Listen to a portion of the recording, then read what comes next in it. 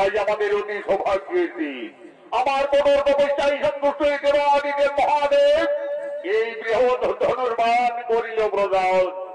এই ধনুর্বাণ যদি থাকে যত্ন সহকারে আমার মৃত্যু কোনদিন হবে না, চিরতরে আমি অমর হয়ে থাকবো। আমাকে পরীক্ষা করতে হবে। আমার সেনাপতিরা যারা গেছে গোকুলে, ওই নন্দগোয়ালার বেটা কৃষ্ণ বলরাম একে একে সকলকে বিনাশ করেছে, কেউ তারা জীবনকে মথুরায় ফিরতে পারেনি। আমি মথুরা নগরী ধনুর্যজ্ঞ করব, আমি ধনুর্যজ্ঞ করব। ওই ধনুর্যজ্ঞে ওই কৃষ্ণ বলরামের আহ্বান জানাবো। যাও, আর বিলম্ব না করে